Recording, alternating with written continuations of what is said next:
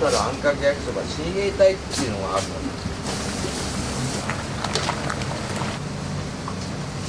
焼きそばも応援してます。美味しいですね。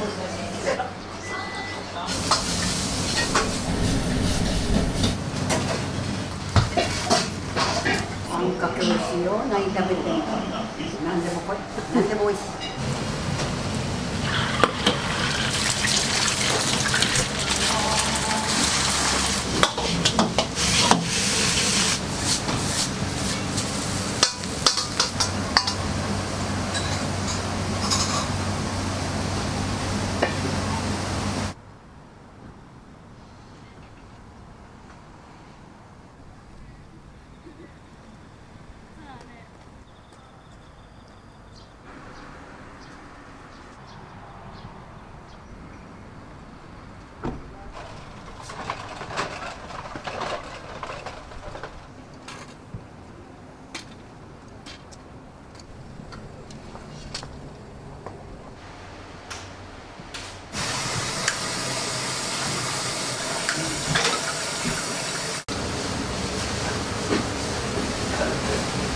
さ、仕込みやるから。やっぱりルーシャっていうあれが製麺会社の直営店にいたんだけど、その製麺会社が結局倒産しちゃってさ、そして今のこの安倍社長とちょっと面識があったから、それでここでちょっとお世話になるように。安倍製麺自体はもう80年ぐらい、創業80年ぐらいになるのかな。ここに書いてる。もともとね、あれなのさ、ホテル、小樽のホテルにいた。中華歴で言うと何年ぐらいですか？もう30年超えたね。もう40年ぐらいになる。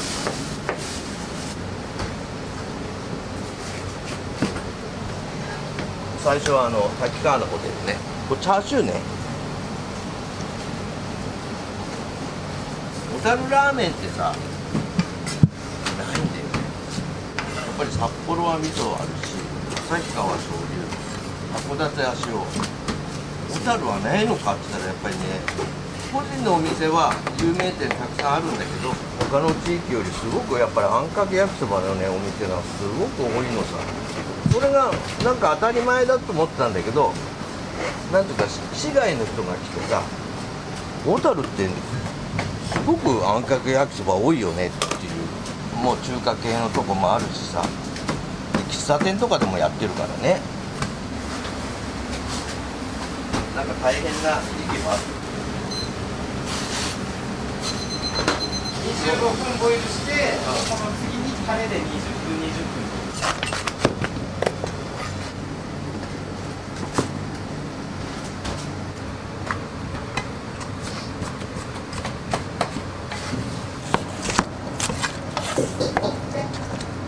1日何個ぐらいもうずっと切られてますけど。8玉ぐらい。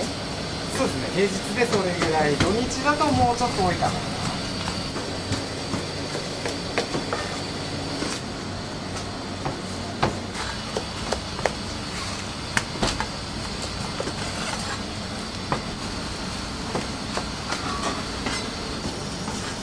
あれだけど、もう大体宮崎と仙台、それだけが開けられないです。そうそうそうそう、ね。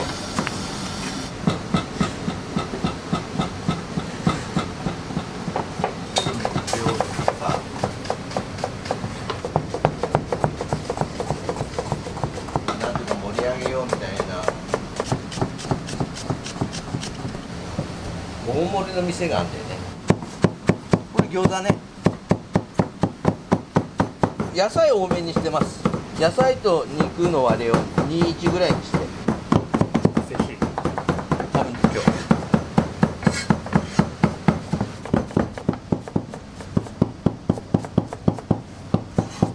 ってんだよね。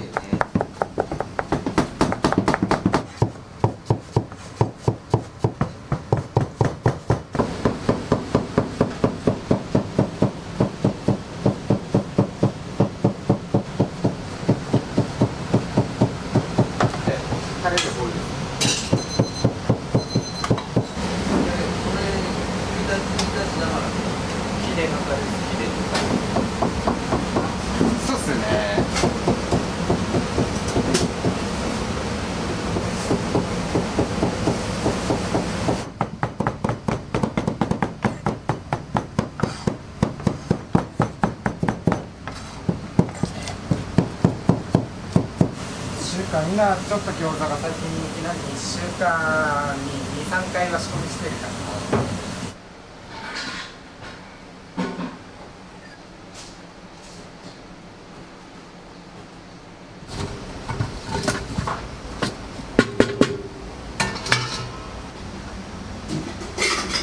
今日は3勝、土日は4勝で、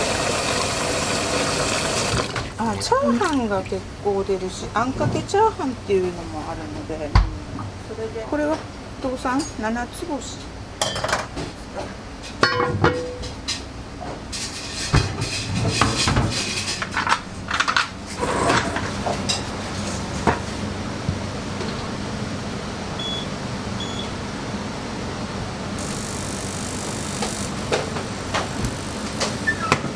焼きそばがうん、焼きそばがね、大体平均すると6、7ぐらいかな。この日の天候とかにもよるんだけど、ラーメンとかがまあ4割、3割出るかな。で、ラーメンはやっぱり味噌が出るね。ピリ辛の旨辛焼きそばっていうのもあるから、それも結構出たりするね。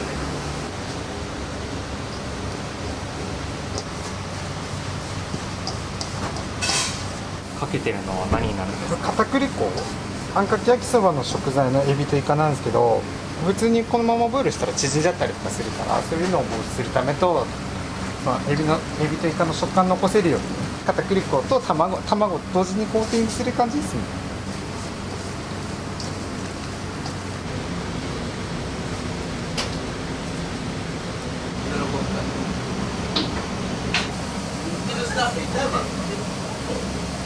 酒、醤油、砂糖、オイスターソースで自家製の配合で作って、うちで作ってるあんかけ焼きそばのタレ、それをちょっとこっちの自家製のやつと混ぜて使ってます。フレッシュ感を出すのにちょっとうちの足りない分を補ったようなタレを混ぜて、近くからこう寝かしてるよりもね、ちょっとフレッシュな感じでやった方が美味しいんだよ。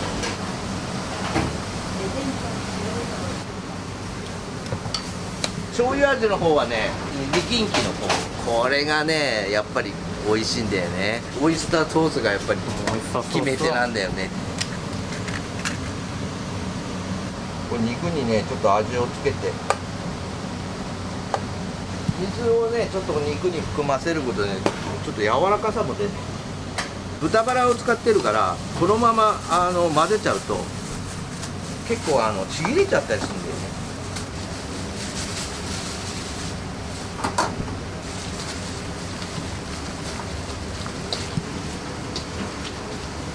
あんかけ焼きそばははい、何種類具材が入ってるんですか？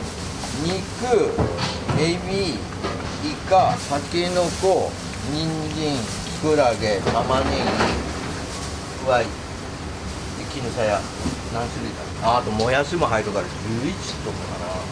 地域を活性化のためにさ作った、小樽あんかけ焼きそば親衛隊っていうのがあるの、応援団体のロゴ。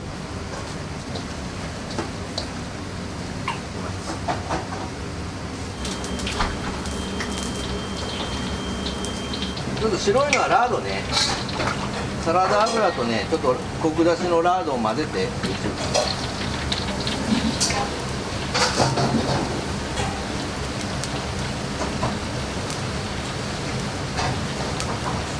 でんぷんでコーティング、肉が美味しいのさ。豚バラ肉をこうなんていうか鍋でこう炒めて作るのがあるんだけど、それはやっぱり肉から出るなんていうか旨味をこうスープに移すっていうか、肉が硬くならないとか、そういう部分。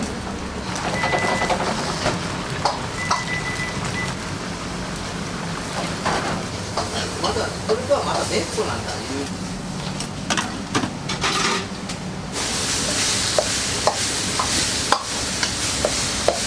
台湾混ぜそばっていうメニューがあるんですけど、それに入るピリ辛のひき肉、それの仕込みしてます。こんだけ長時間ってないからね。いや、確かに。テレビ本当に一人だからね。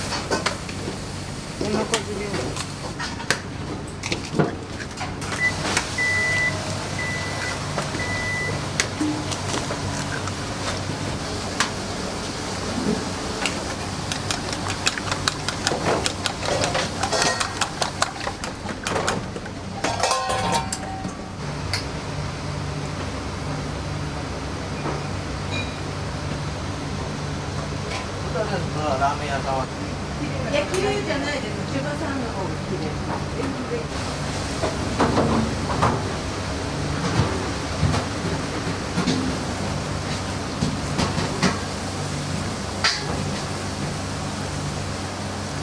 酒醤油砂糖塩にんにく生姜。店長がやっぱり中華の出身なんでタレつけながら食べれるぐらいの感じ。そんな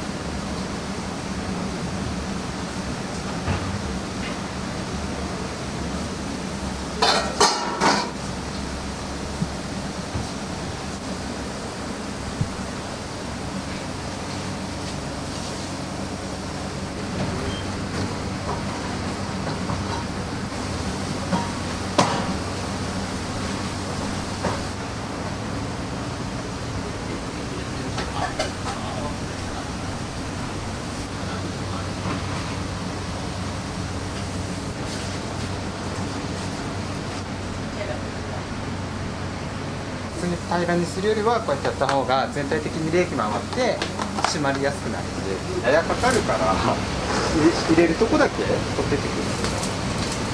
黄身が中心になるように。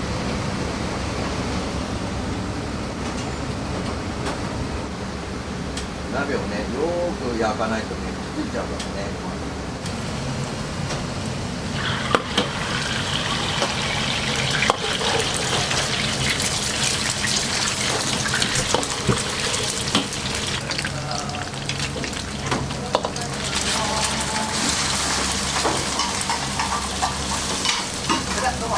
はい、お疲れ様です。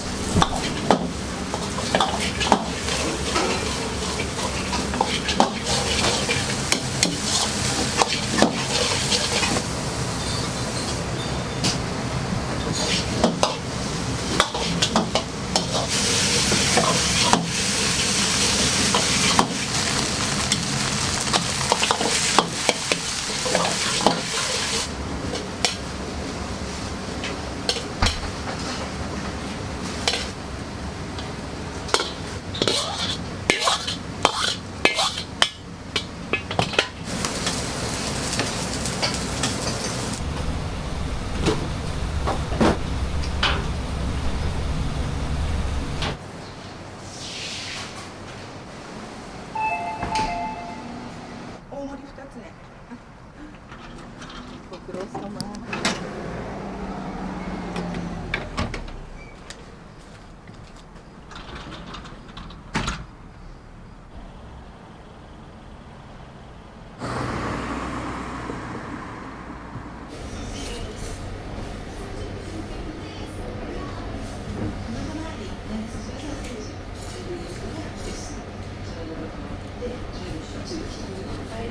あ、すみません、ありがとうございます。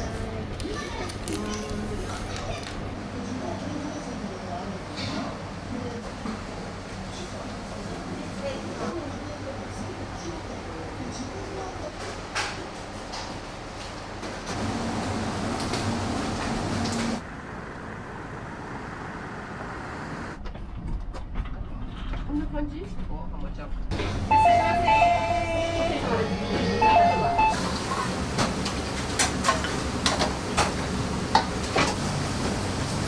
ぺんに12枚ぐらいするんだけど。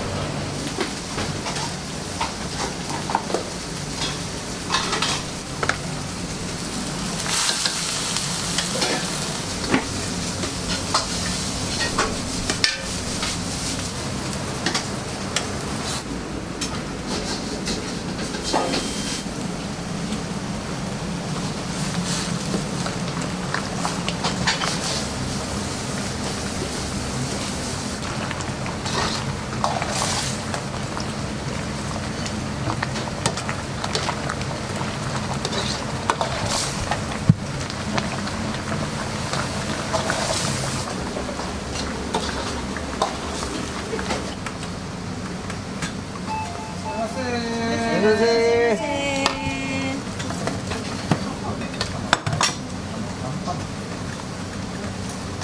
どうだろう、なんかミッフィーちゃんの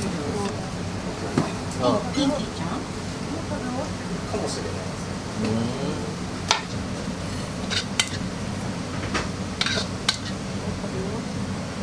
ない。IM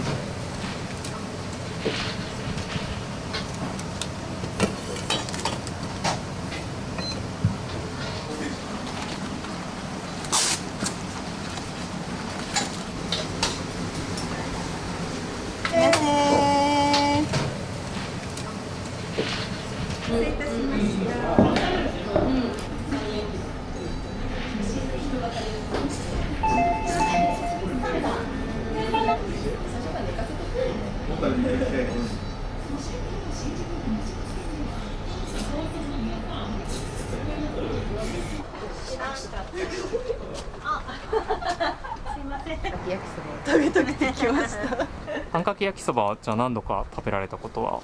でも小樽で食べたのは初めてです。美味しかったです。美味しかったです。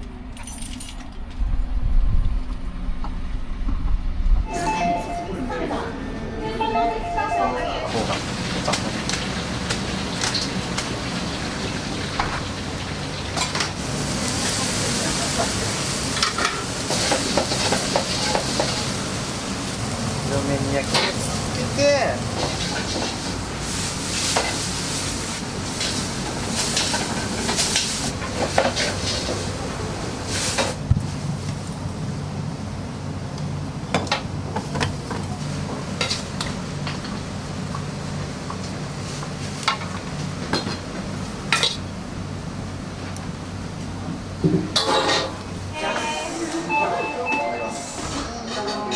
ラー油的なやつですか？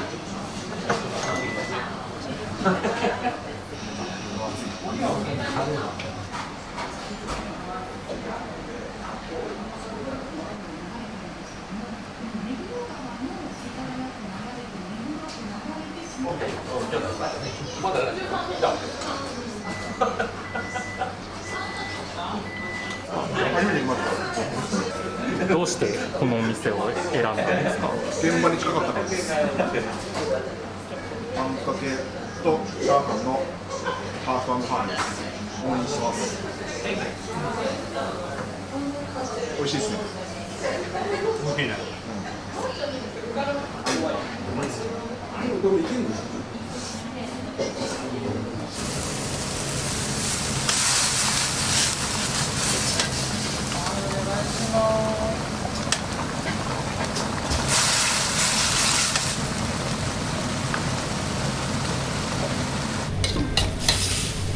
あんかけラーメン1、チャーハン1です。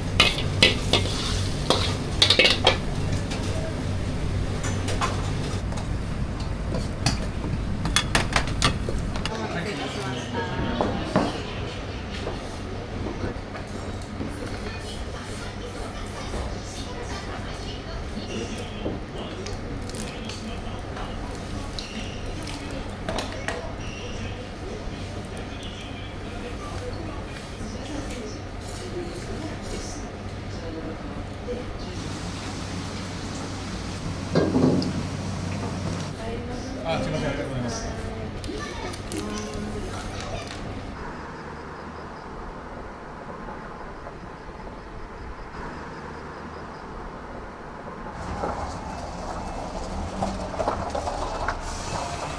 今からあんかけ焼きそば作りますよ。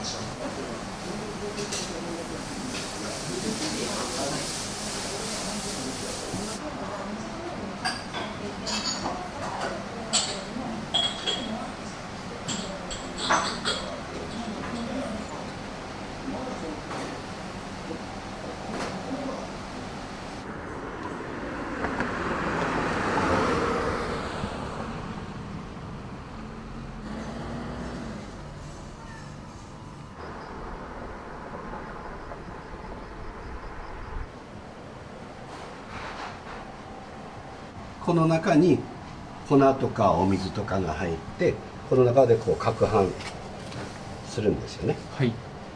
で小樽はね、お水もすごく美味しいんで、お水の良し悪しがやはりこの麺の良し悪しになるんだよね。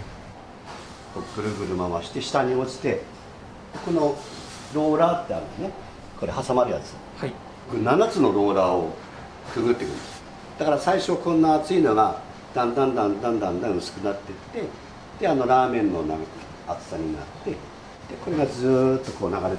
これを通すとラーメンの形になって出てきます。北海道は寒いんでスープと麺がよく絡むように、それでウェーブをいっぱいつけて、こういっぱいこうスープも一緒に入ってくるようにチリチリ麺にした。最初小樽市の手宮っていう場所で、こっちに昭和45年かに桜町って今のこの場所に引っ越しして、トロリアン自体は7年目かな。小樽はお寿司の町で、お寿司が有名なんだけども、12年ほど前からあんかけ焼きそばを小樽市の町おこしということで、PR をしてかなり全国に有名になってきて、で小樽のあんかけ焼きそばっていうのが観光客にも認められてきて、だから夜はお寿司を食べてください、で昼はあんかけ焼きそばを食べてくださいっていう、そういうコンセプトでやってます。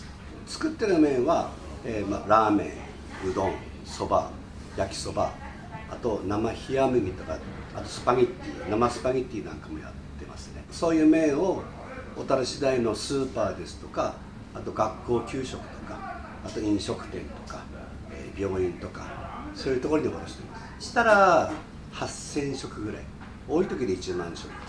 今はもううちともう1軒2軒しかなくなっちゃったんで、一番古い方です。昭和30年代には20軒以上あったんだけども、今2軒しかなくなっちゃった。小樽市内はやはり、どんどん人口も減っちゃってるんで、本州ですとか、ちょっと小樽市以外のお店にもっともっと広めたいなというふうに思ってます。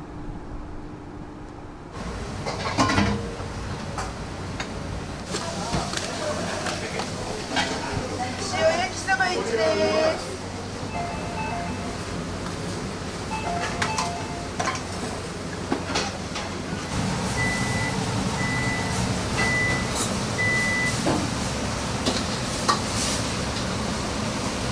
40人来るからさ、だから昼間は今日5、60人ってぐらいかな。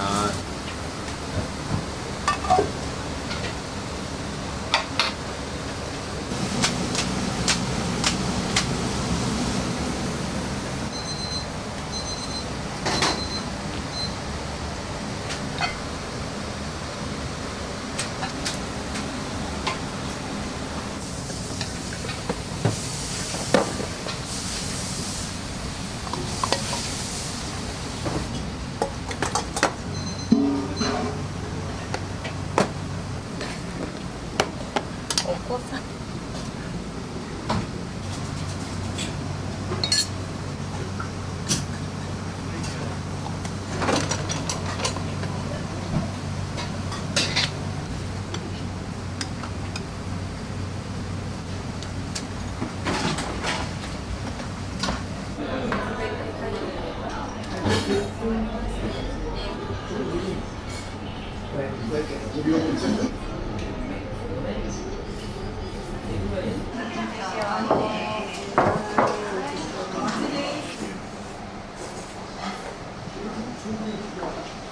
お店にはよく来られるんですか？来るよ。だって美味しい。本当に美味しいのよ。ねえ。頼まれたのは何になるんですか？あんかけラーメン。そうです。あっさりポン。あんかけ美味しいよ。何食べても。焼きそばも食べられたことありますか？食べるよ。醤油も塩も。何でもこい。何でも美味しい。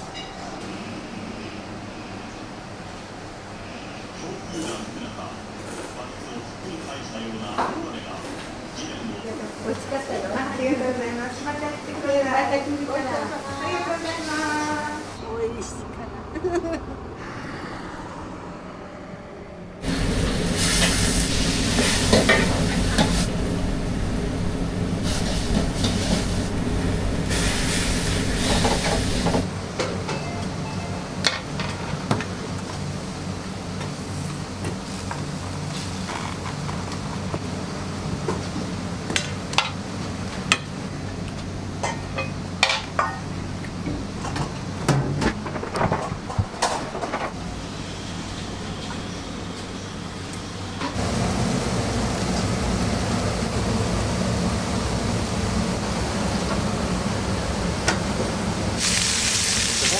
が5個ずつなんですけど、今まかない用だから6個ずつ入れちゃってる。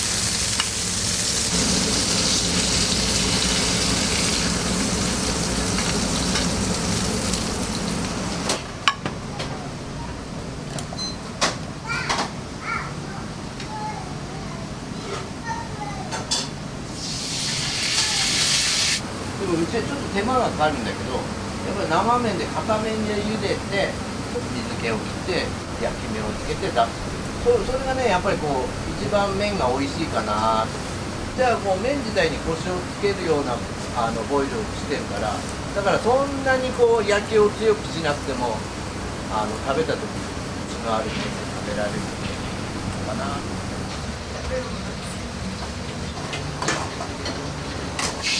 会社の方に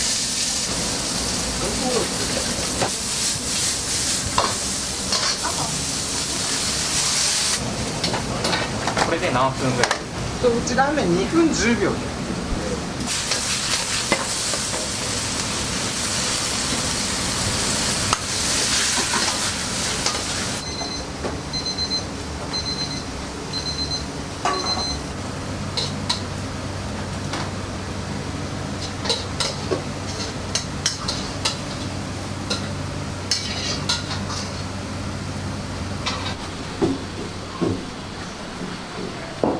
お待たせしました。塩野菜。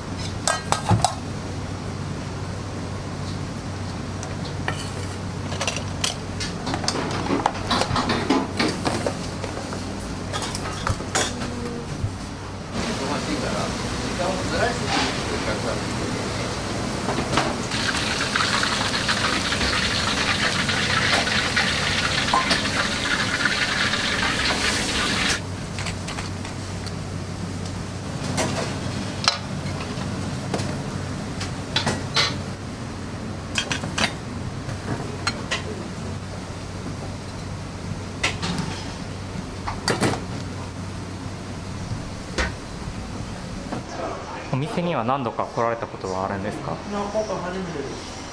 こっちが醤油で、こっちが今からなんかけそうですね。今からだけ思ったより辛くてちょっとびっくりした。苦手な方ではないんですけど、想像よりも辛くて、ただ食べたことない味だったのでちょっと美味しいな。パンチのくる辛さというか、一発目で辛くなるような感じですね。醤油の方はいかがですか？そうですか。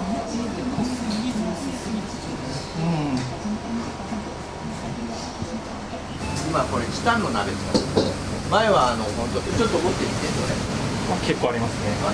全然違いますね。もうねやっぱり毎日たくさん作るから。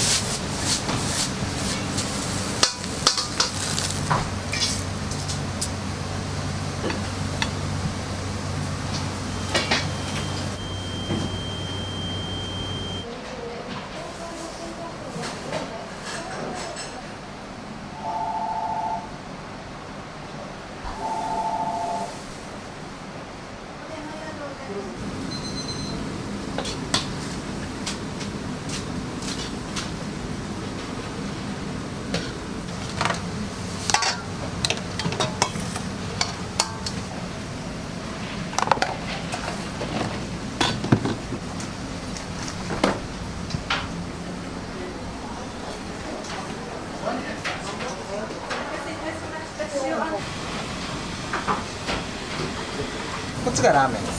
でこっちが焼きそば用の。と並べると焼きそばの細麺なんですよ。やっぱりお客さんにはこう食べやすい硬さで、でそのままこうテーブルに行きたいので、ちょっとこうでんぷんもちょっと選んで、なるべくこう戻らないようなでんぷんを。今日は我慢して、今日は我慢して。加藤さんはライス。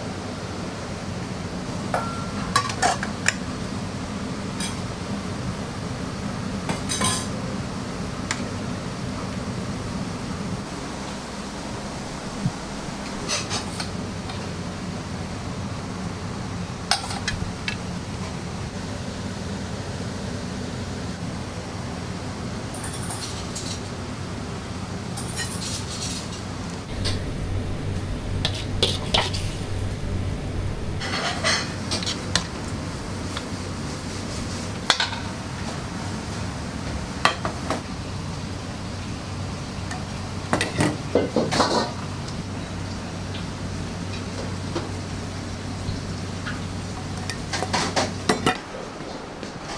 ぞ。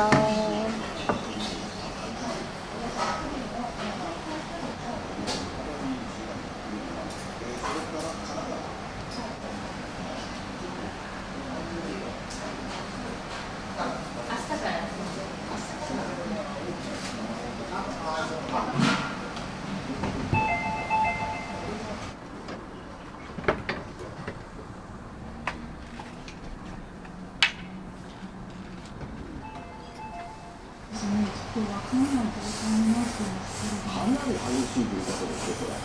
新橋。